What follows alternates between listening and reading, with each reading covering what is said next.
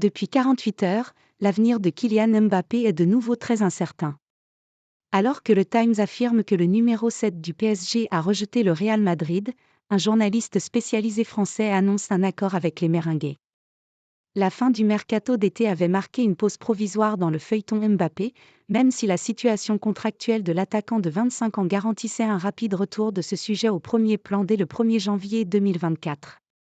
Le champion du monde 2018 étant désormais libre de négocier, il était clair que très vite les rumeurs allaient ressortir, et cela même si Kylian Mbappé a confié en marge du trophée des champions qu'il n'avait encore rien décidé concernant sa carrière. On en était là lorsque dimanche 2 énormes secousses sont arrivées.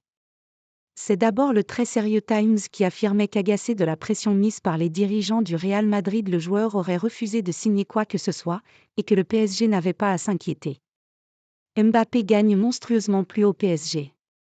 Mais quelques heures plus tard, un journaliste de Foot Mercato expliquait que Kylian Mbappé avait donné son accord aux Merengues pour signer libre en juillet prochain.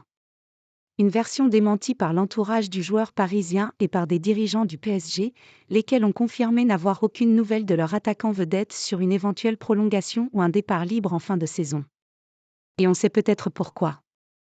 Gilles Favard a révélé à ses 56 000 followers sur X, anciennement Twitter, que Kylian Mbappé avait une proposition de prolongation incroyablement plus élevée du côté du Paris Saint-Germain par rapport à l'offre madrilène. Depuis 3 ans, on annonce que Mbappé a signé à Madrid. Pour l'instant, il y a 150 millions par an d'écart entre la proposition du Real Madrid et Paris.